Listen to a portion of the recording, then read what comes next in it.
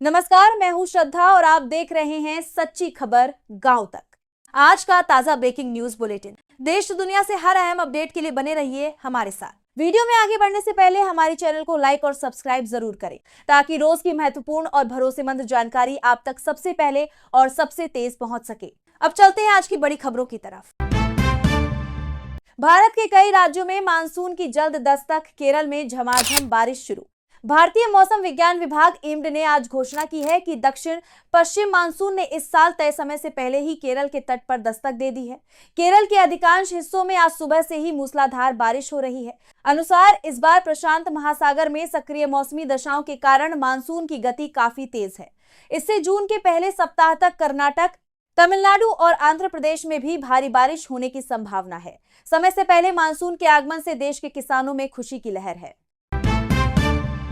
Supreme court का बड़ा फैसला, सरकारी नौकरियों में प्रमोशन में आरक्षण पर नई गाइडलाइंस। सर्वोच्च न्यायालय की 5 जजों की संवैधानिक पीठ ने आज सरकारी नौकरियों में पदोन्नति प्रमोशन में आरक्षण को लेकर एक ऐतिहासिक फैसला सुनाया है। अदालत ने यह भी कहा कि क्रीमी लेयर का सिद्धांत अनुसूचित जाति CH और अनुसूचित जनजाति ST के प्रमोशन में भी लागू होना चाहिए। नियमों में बड़े बदलाव होने की संभावना जताई जा रही है। इसरो ने रियूजेबल रॉकेट TRLV-TD का स्वायत्त लैंडिंग मिशन सफलतापूर्वक पूरा किया। भारतीय अंतरिक्ष अनुसंधान संगठन ISRO ने आज कर्नाटक के चित्रदुर्ग में अपने पुनर्चक्रण योग्य अंतरिक्ष यान रियूजेबल लॉन्च व्हीकल के स्वायत्त लैंडिंग मिशन का लगातार तीसरा सफल परीक्षण किया।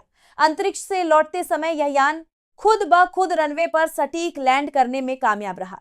इसरो प्रमुख ने वैज्ञानिकों को बधाई देते हुए कहा कि इस तकनीक के पूरी तरह विकसित होने से भविष्य के अंतरिक्ष मिशनों की लागत में 60% तक की कमी आएगी।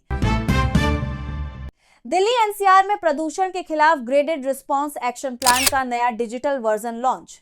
केंद्रीय पर्यावरण मंत्रालय ने आज दिल्ली और आसपास के राज्यों NCR के लिए ग्रैप 2 का डिजिटल पोर्टल और मोबाइल ऐप लॉन्च किया है।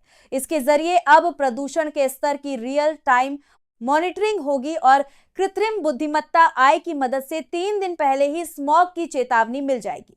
पर्यावरण मंत्री ने कहा कि नए सिस्टम से निर्माण कार्यों और उद्योगों पर नजर रखना आसान होगा। नियमों का उल्लंघन करने वाली कंपनियों पर भारी जुर्माना लगाने और उनका लाइसेंस तुरंत सस्पेंड करने के सख्त निर्देश जारी किए गए हैं। RBI ने ब्याज दरों में की 0.25% की कटौती, होम लोन ग्राहकों को मिलेगी राहत। भारतीय रिजर्व बैंक RBI ने आज अपनी मौद्रिक नीति समीक्षा में आम जनता को बड़ी राहत देते हुए रेपो रेट में 25 बेसिस पॉइंट 0.25% की कटौती की घोषणा की है। आर्थिक जानकारों के अनुसार इस कटौती से होम लोन, कार लोन और पर्सनल लोन की EMI में तुरंत कमी आएगी। RBI गवर्नर ने कहा कि देश में मुद्रास्फीति महंगाई नियंत्रण में होने के कारण आर्थिक विकास को रफ्तार देने के लिए यह कदम उठाया गया है। देश के सभी हवाई अड्डों पर डिजी यात्रा फेस स्कैनिंग अनिवार्य। नागरिक उड्डयन मंत्रालय ने सुरक्षा व्यवस्था को और पुख्ता करने तथा यात्रियों के समय की बचत के लिए आज से देश के सभी घरेलू और अंतर्राष्ट्रीय हवाई अड्डों पर डिजी यात्रा फेस स्कैनिंग सिस्टम को पूरी तरह अनिवार्य कर दिया है। अब यात्रियों के लिए समय के लिए सभी घरेलू और बोर्डिंग पास या फिजिकल ID दिखाने की आवश्यकता नहीं होगी, उनका चेहरा ही उनका टिकट होगा। मंत्रालय ने आश्वासन दिया है कि यात्रियों का बायोमेट्रिक डेटा पूरी तरह सुरक्षित और एन्क्रिप्टेड है। शुरुआती दौर में कुछ तकनीकी दिक्कतों को छोड़कर पूरे देश में यह व्यवस्था सफलतापूर्वक लागू हो गई है। वाराणसी में G20 पर्यावरण मंत्रियों की बैठक शुरू, ग्लोबल ग्रीन इनिशिएटिव पर चर्चा। उत्तर प्रदेश के वाराणसी शहर में आज से G20 देशों के पर्यावरण और जलवायु मंत्रियों की 3 दिवसीय उच्च स्तरीय बैठक शुरू हो गई है। बैठक का मुख्य एजेंडा वैश्विक स्तर पर कार्बन उत्सर्जन को कम करना और नवीकरणीय ऊर्जा को बढ़ावा देना है।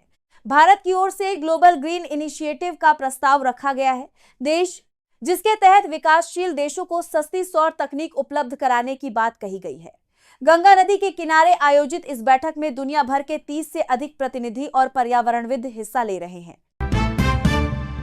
राजस्थान में अरावली क्षेत्र के अवैध खनन पर राज्य सरकार की बड़ी कार्रवाई, 50 खदानें सील। राजस्थान के मुख्यमंत्री के कड़े निर्देशों के बाद आज सुबह अरावली पर्वत श्रृंखला के आसपास के इलाकों में अवैध खनन के खिलाफ एक बड़ा अभियान चलाया गया और करोड़ों रुपए की मशीनें जब्त की। इस मामले में 20 से अधिक लोगों को गिरफ्तार भी किया गया है। सरकार ने स्पष्ट किया है कि पर्यावरण को नुकसान पहुंचाने वाले किसी भी व्यक्ति या भू माफिया को बख्शा नहीं जाएगा। क्षेत्रों में जल्द ही सघन वृक्षारोपण शुरू किया जाएगा।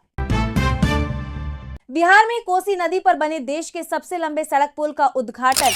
केंद्रीय सड़क परिवहन और राजमार्ग मंत्री ने आज बिहार में कोसी नदी पर बने देश के सबसे लंबे नदी सड़क पुल का वीडियो कॉन्फ्रेंसिंग के माध्यम से उद्घाटन किया। इस पुल की कुल लंबाई लगभग 12 किलोमीटर है, जो मिथिला और कोसी क्षेत्र के बीच की दूरी को मात्र 20 मिनट में समेट देगी।